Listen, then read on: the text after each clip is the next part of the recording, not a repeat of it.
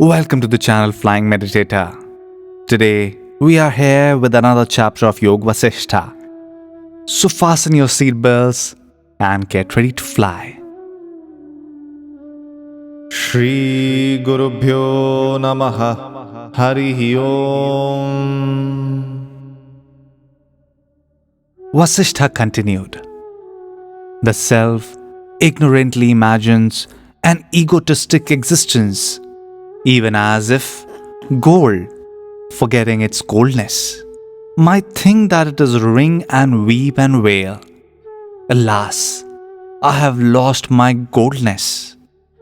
Rama asked, Holy Sir, how can this ignorance and egotism arise in the self? Vasishtha said, Rama, one should ask questions concerning reality only, not concerning the unreal. Neither ringness nor limited egotism exist in the truth. When the goldsmith sells the ring, he weighs out the gold, for it is a gold. If one were to discuss the existence of ringness in the ring and the finite form in the infinite consciousness, then one has to compare it with the barren woman's son. The existence of the unreal is unreal. It arises in ignorance and vanishes when inquired into.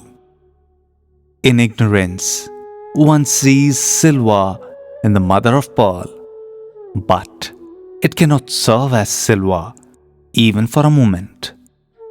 As long as a truth that it is a mother of pearl is not seen, the ignorance lasts. Even as one cannot extract oil from the sand, and even as one can obtain only gold from the ring, there are no two things in this universe. The one infinite consciousness alone shines in all names and forms. Such indeed is the nature of this utter ignorance, this delusion, and this world process. Without real existence, there is this illusory notion of egotism. This egotism does not exist in the infinite self. In the infinite self, there is no creator, no creation, no worlds, no heaven, no human, no demon, no bodies, no elements, no time, no existence, no destruction, no you, no I, no self, no that, no truth, no falsehood, no notion of diversity, no contemplation, and no enjoyment. Whatever is and is known as this universe is that supreme peace. There is no beginning, no middle, and no end. All is all at all time. Beyond the comprehension of the mind and the speech, there is no creation. The infinite has never abandoned its infinity. That has never become this. It is like the ocean, but without ocean's movement. It is self-luminous like the sun, but without activity. In ignorance, the Supreme Being is viewed as the object, as the world, even as space exists in space, one with space. Even so, what appears to be the creation is Brahman existing in the Brahman as Brahman. The notion of far and near, of diversity, of here and there, are as valid as the distance between the two objects in a mirror in which the whole city is reflected. The day after his hallucinating experience, King Lavana thought, I should actually go to the place that I saw in the vision. Perhaps they exist in reality. Immediately, he set out with his retinue and proceeded in the southerly direction. Soon he came across the very scenes of his vision and the type of people whom he had seen there. he met the very people whom he knew during this existence and as a tribesman. Even he saw his own destitute children. He saw there an old woman who was weeping and screaming in agony. "Oh, my beloved husband, where has he gone? Leaving us all here. I have lost my beautiful daughter, who had an extraordinary stroke of luck to obtain a handsome king for her husband. When they have all gone, we are in so much grief. Alas, I have lost all of them." The king approached her, consoled her, and learned from her that she was indeed the mother of his tribal wife. Out of compassion, he gave them enough wealth to meet their needs and to help them out of the drought that has stricken the whole countryside. He dwelt among them for some time and then returned to his palace. The next morning, the king asked me to explain the mystery and was fully satisfied with my answer. "O Rama, thus the power of nescience is capable of creating a total confusion between the real and the unreal." Rama asked, "O sage, this is indeed puzzling. How can that which was seen in a dream or an hallucination be also experienced in the reality of the waking state?" Vasishtha answered, "But, O Rama, all this is ignorance. The notion of far and near, a moment and eternity, are all hallucination. In ignorance, the real appears to be unreal, and the unreal appears to be real. The individualized consciousness perceives what it thinks it perceives on account of its conditioning. On account of ignorance, when the notion of egotism arises, at that very moment, the delusion of a beginning, a middle, and an end also arises. One who is thus deluded thinks that he is an animal and experiences this.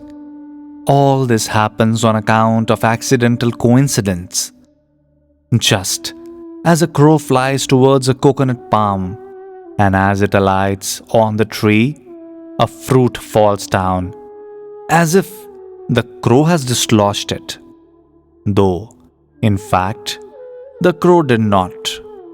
Similarly, by pure coincidence and in ignorance, the unreal seems to be real.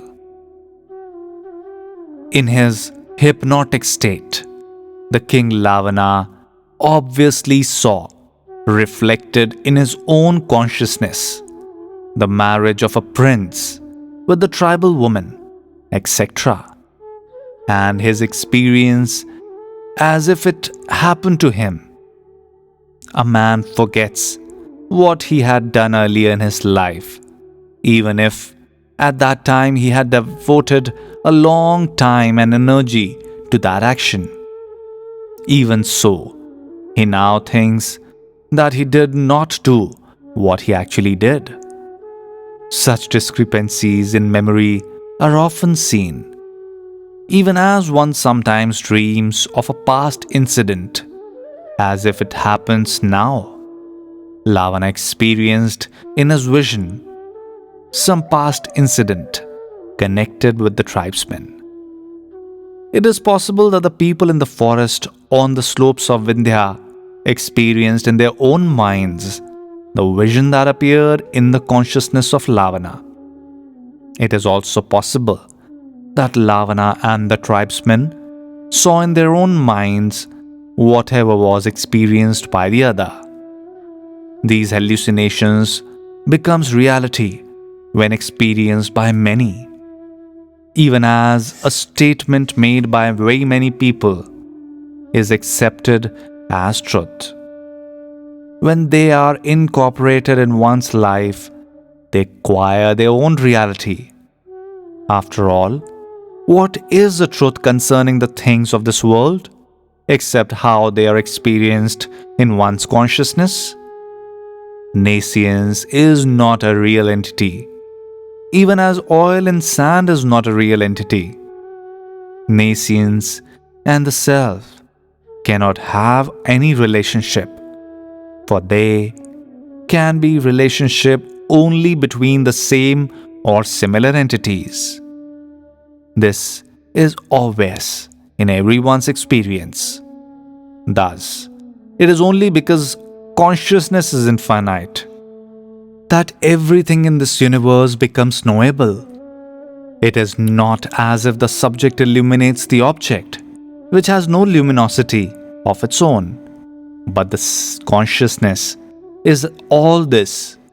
Everything is self-luminous without requiring a perceiving intelligence. It is by the action of the consciousness becoming aware of itself that intelligence manifests itself. Not when consciousness apprehends an inert object.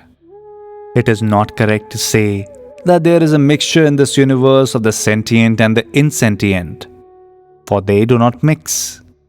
All things are full of consciousness, and when the consciousness comprehends itself, there is knowledge.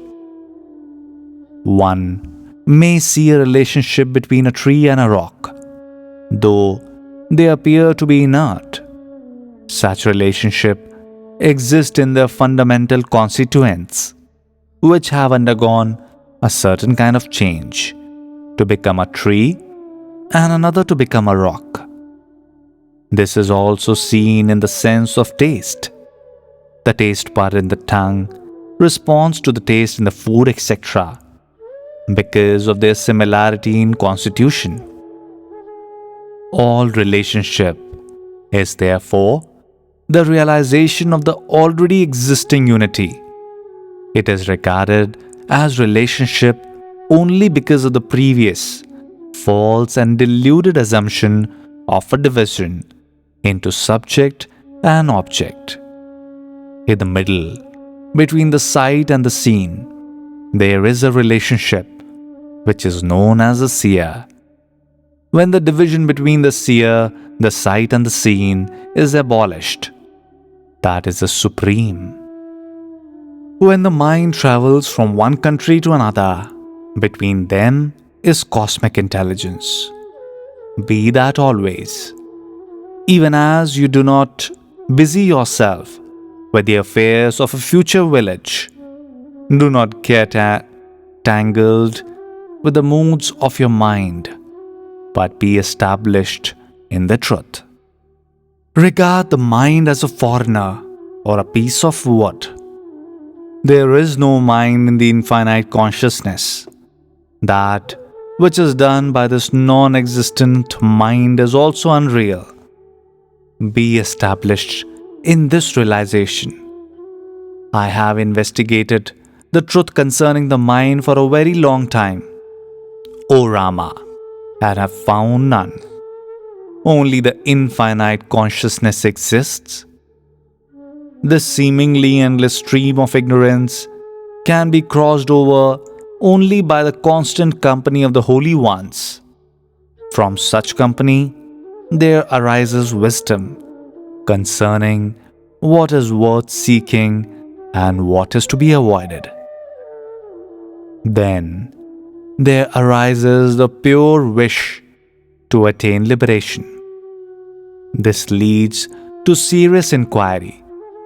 Then the mind becomes subtle, because this inquiry thins out the mental conditioning. As a result of the rising of pure wisdom, one's consciousness moves in the reality. Then the mental conditioning vanishes, and there is non-attachment. Bondage to action and their fruits ceases. The vision is firmly established in the truth, and the apprehensions of the unreal is weakened. Even while living and functioning in this world, he who has this unconditioned vision does what has to be done, as if he is asleep, without thinking of the world and its pleasures. After some years of living like this, one is fully liberated and transcends all these states. He is liberated while living. When mental conditioning is overcome and the mind is made perfectly tranquil, the illusion that deludes the ignorant comes to an end. It is only as long as the illusion is not clearly understood that it generates the great delusion. But once it is clearly understood, it is seen as the infinite and it becomes the source of happiness and the realization of the absolute Brahman. It is only for the sake of scriptural instructions that one speaks of the self, Brahman, etc. But in truth, one alone is. It is pure consciousness, not embodied being. It is whether one knows or not, whether one is embodied or without a body. All the unhappiness that you see in this world belongs to the body. The self which is not grasped by the senses is not touched by sorrow. In the self, there is no desire. The world appears in it without any wish or intention on its part. Thus, O Rama, though many perceive the false notion of a creation, the existence has been dispelled with knowledge. Your consciousness has become pure, devoid of duality. With this, we finish today's chapter. See you again.